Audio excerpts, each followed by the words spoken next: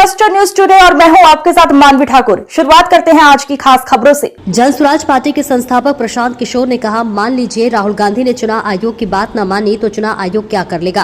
राहुल गांधी और चुनाव आयोग एक दूसरे के बारे में क्या कह रहे हैं ये जरूरी नहीं है। विपक्ष के नेता के तौर पर राहुल गांधी ने जो मामले सामने रखे हैं उस पर बिंदुवार जवाब चुनाव आयोग को देना चाहिए। जवाब देने के बजाय आप कह रहे हैं कि माफी मांगो। अच्छा, मान लीजिए कि राहुल गांधी ने इलेक्शन कमीशन की बात न मानी तो इलेक्शन कमीशन क्या कर लेगा। भाई, राहुल गांधी और इलेक्शन कमीशन एक दूसरे के बारे में क्या कह रहे हैं ये इम्पोर्टेंट नहीं है।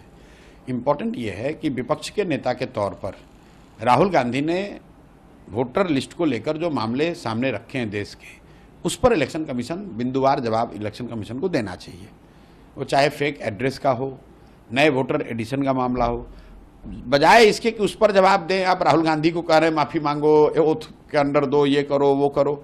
भाई, एक बार को हटाइए, राहुल गांधी ने कहा या नहीं कहा, पब्लिक डोमेन में तो ये जानकारी है। इलेक्शन कमीशन स्वायत्त संस्था है। In the interest of transparency and trust in electoral process, election commission को स्वेच्छा से ही ये कहना चाहिए था कि भाई ये मुद्दे संज्ञान में लाए गए हैं, इसकी हम लोग जांच कर रहे हैं, जांच करके हम ये बिंदुवार उसका उत्तर दे रहे हैं। बजाय उसके इसको Rahul Gandhi versus election commission versus Rahul Gandhi बनाने का कोई मतलब नहीं है। इलेक्शन कमीशन कह रही है कि जो आरोप इलेक्शन कमीशन के ऊपर लगाया जा रहा है वो बेबुनियाद है। भाई, बेबुनियाद है पहले बताओ तो कैसे। ठीक है, मान लिया इलेक्शन कमीशन कह रही है कि ये बेबुनियाद है, तो कैसे बताइए। तो राहुल गांधी ने अपने प्रेस वार्ता में बताया कि कई होम एड्रेस जो है वो जीरो, उसके सामने जीरो लिखा है। तो ये सामान्य कई लोगों को समझ में आ रहा है कि भाई बिहार में, देश में कई घरों के जब एड्रेस हाउस नंबर नहीं होता है वहाँ पर एंट्री के लिए आपने जीरो डाल दिया, ये बात समझ में आ रही है। लेकिन ऐसे बीसियों बात और राहुल गांधी ने बताया है, उसको क्यों नहीं बता रहे हो आप?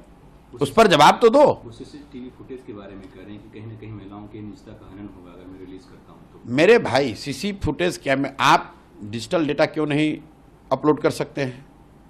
डिजिटल डेटा क्यों नहीं अपलोड कर सकते हैं? ये प्राइवेसी का मामला बनाकर इलेक्शन कमीशन लोगों को बेवकूफ़ बनाने की कोशिश कर रहा है। आप बताइए कि फॉर्म 20 का डेटा, फॉर्म 19 का डेटा, फॉर्म 6 का डेटा अगर आप ऑनलाइन जारी करेंगे उससे क्या प्राइवेसी का मामला हो जाएगा?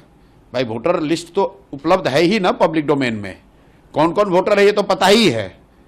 उसको अगर आप मशीन रीडेबल फॉर्म में कर देंगे तो उससे क्या प्राइवेसी कॉम्प्रोमाइज हो जाएगी?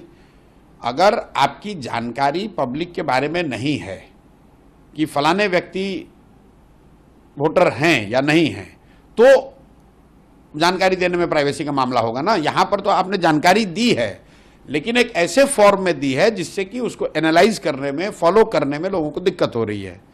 अगर आप उसको डिजिटल फॉर्म में, मशीन रीडेबल फॉर्म में दे देंगे तो जो जानकारी उपलब्ध है उसको देखने समझने की क्षमता बढ़ जाएगी।